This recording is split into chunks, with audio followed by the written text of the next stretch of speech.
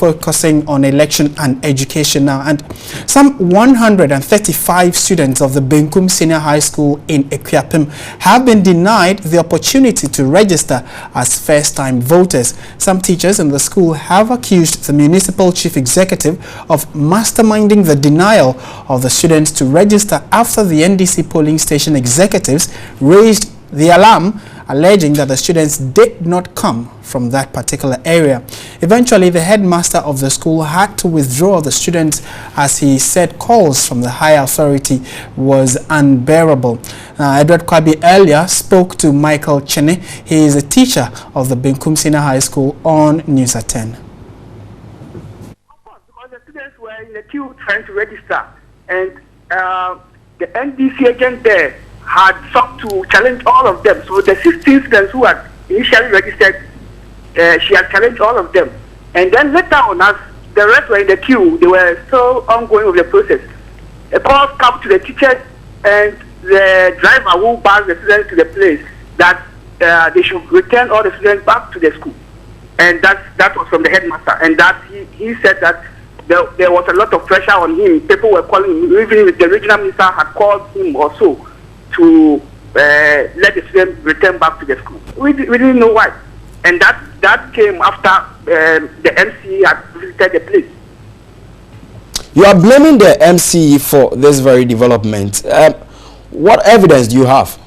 Of course, see, when he wasn't there, there was everything was calm. People were ongoing with the normal processes. As soon as he came there, other NDC operatives also came there. And after that, even so, as he was there, some of the NDC operatives sought to intimidate the students from register. They told the students that if they are not 18 and they register, they will be jailed. And those students, and the students told them that they are 18, otherwise they wouldn't have come to join the queue to register. But the MC has also indicated that the people, or most of the students from that particular area, are not really students from indigents of that place. They are most people who have been sent from Accra to that place. So they should rather come to Accra and register. MC said that the students, there were teachers there, about 4 teachers, including myself. The students came in the Benkum school bus. How will the MC know? Because he doesn't know the students. He can't claim to know all the students there. How were they bused to the place? I think he's being disingenuous with the fact, and I think he should be truthful.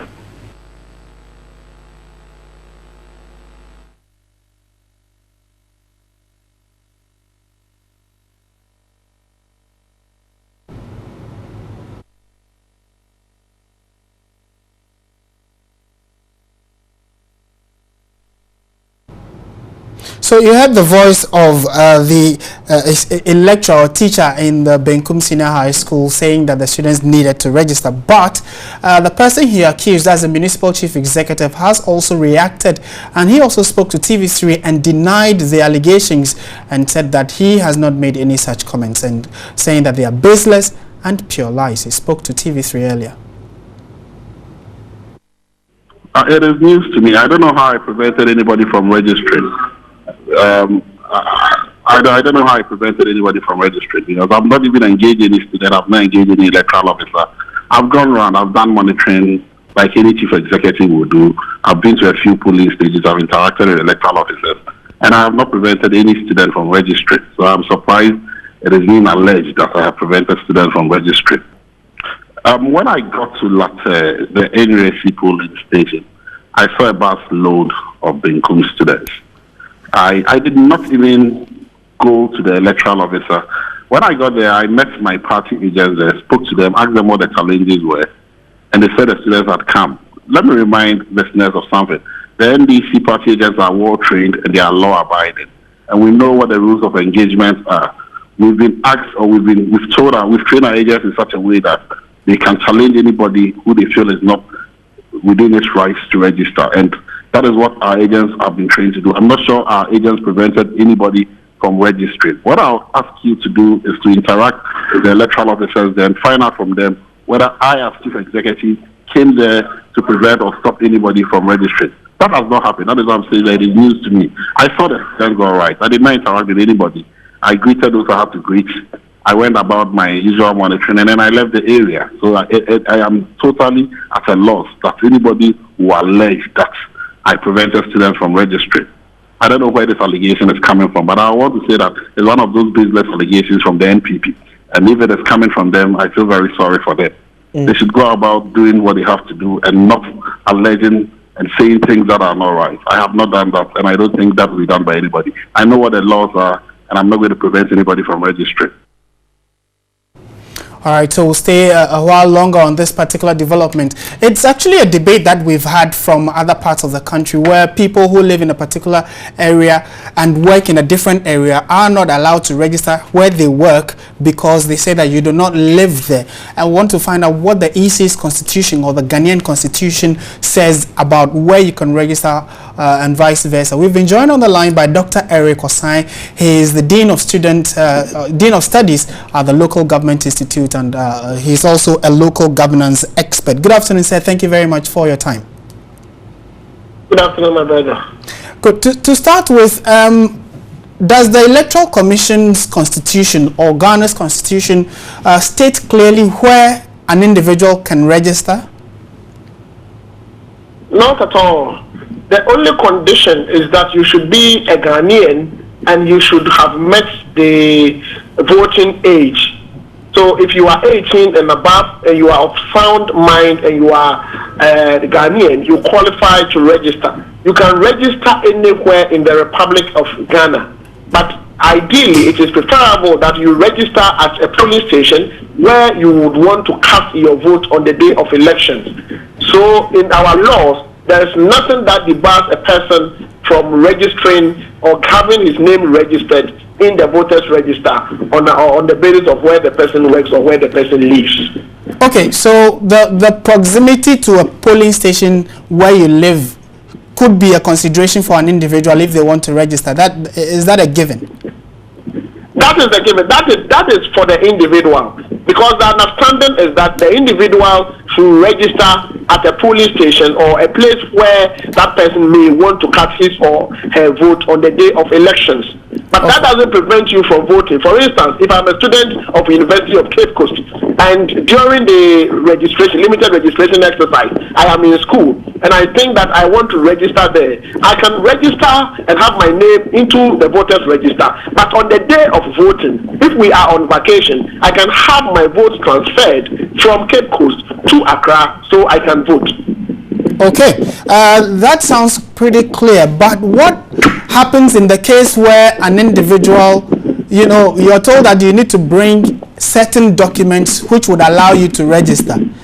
In the absence of these documents, you need two people who can consent and say that we know him and that he can register because we ourselves have registered and he is a Ghanaian, we are Ghanaians, and all those criteria. If you do not live in an area, like you're saying, you are a student in Cape Coast and you want to register, but then you live in Accra all your life, how then can you undertake that exercise if you don't have people who can attest that you are a citizen or an indigene of this area? No, definitely. If you are a student of a university or even a secondary school, you have your teachers or the school authorities or even the school prefect or the SRC president coming in to vouch that you are a student, you are known to be a Ghanaian and all of that. So those criteria can easily be met unless where people want to be extraordinarily difficult.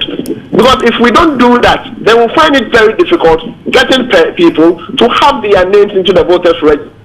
So with this limited registration exercise that is ongoing, I would expect that all heads of institutions would ensure that we have obtained the age of 18 and have not registered, get registered into the voters register. In that case, I would expect the head of the institution to put some teachers on standby to vouch or to say that these students are Ghanaians and they qualify to vote. Well, wouldn't it be particularly curious if, for instance, you work at TV3 and the closest polling station where you want to register, you go there and there isn't anybody to vouch for you, and someone raises a protest to say that you don't live in this area and we do not know you? How can we work around this? You don't need to know the person or to know that the person lives in an area to enable the person register. Okay. The most important thing is that the person should be a Ghanaian. So, for instance, if you are working in TV3, any of your staff or any of the management members should be able to vouch for you. You don't need to live in the area. The most important thing is you are a Ghanaian. You have a responsible person who can vouch for you that you are a Ghanaian. That qualifies you to register. Okay, and my final question, we've had several calls coming into the our station with similar concerns. Do you think that we need to review the law to bring some clarity on it, since it looks like it's a gray area? I should think so, that the Electoral Commission can do that. They can come out with subsequent regulations on this particular limited registration and other upcoming election procedures so that it will clarify the areas. Again, the Electoral Commission's own law can be reviewed to reflect the practice. Well, it looks as if there are a number of gray areas that were not taken account of at the time of drafting the law. So as and when it comes up, I would expect the Electoral Commission to join forces with Parliament to make sure that we come out with regulations to clarify all these areas. We're grateful for your time, Dr. Eric Osai, for your input on this particular development. So clearly, if you live in an area or you do not, but you are 18 years and above, you are a Ghanaian and of sound mind, you can go ahead and register. So far as you have those documents that the EC has clearly stated, a Ghanaian passport, an old voters register, and then also a driver's license, not the health insurance card,